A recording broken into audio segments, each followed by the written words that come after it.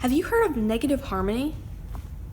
It's super cool, and in this video I'm going to show you what it is, how it works, and how you can use it in your music to create more interesting and colorful sounds. We can thank Ernst Levy for this discovery. He was the first one who really articulated what negative harmony was and how you could use it. So negative harmony uses a central axis. Over this axis you flip chords or single notes or melodies, and when flipped they have a similar gravity or weight but a new color, tone, and it's kind of like a different way of getting to the same place. The tension and resolution of these notes is respected even though you have different individual notes. So I'm going to give some examples in the key of C. So C would be our axis.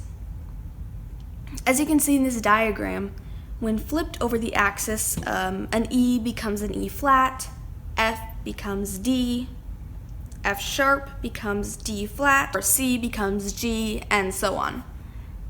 Remember, as I said earlier, notes of tension remain notes of tension even when they are flipped. The same goes for notes of resolution or stable notes. They remain stable notes when flipped over. This ensures that the gravity is respected. It simply adds a new color. In addition to flipping single notes, you can also flip full melodies. For example,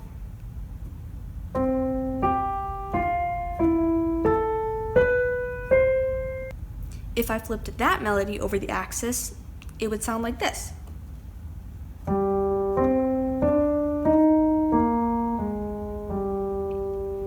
As you can see, the first melody was in C major, and the second melody was in C minor. So they had a different feel, but a similar pattern and flow. The most common way to use negative harmony is by flipping whole chords over the axis. For example, here's a very common simple chord progression. C, F, G, C. Let's say we wanted to change this G chord to its negative harmony partner. When we flipped it over, it would become an F minor chord. So if we substituted the G for its negative harmony, F minor, this is what the progression would sound like.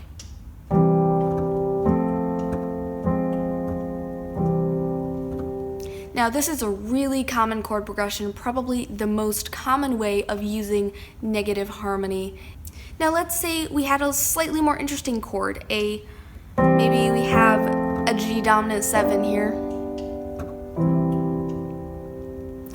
If we flip that dominant 7 over, it becomes a F minor 6 or D minor 7 flat 5. So instead of this, our progression becomes this.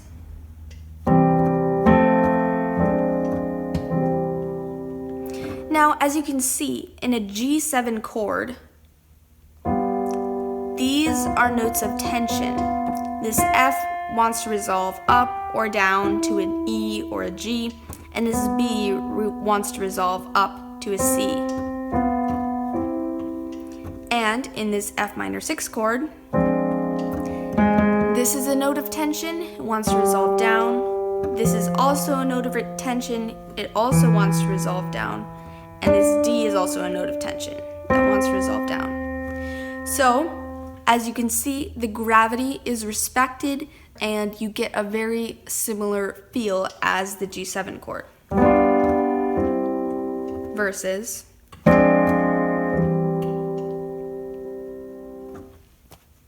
so when you're flipping chords, I found a really helpful shortcut. When flipped over the axis, major 7 chords always become minor flat 6 chords. Minor 7 chords always become major 6 chords, and dominant 7 chords always become minor 6 chords. By the way, all the resources I used in collecting this information you can find in the description below. Alright, so that is it for today. I hope you found this video helpful and learned some things. I definitely think negative harmony is really cool, and I'm going to be using it in my songwriting and compositions in the future, and it's a really, really cool technique.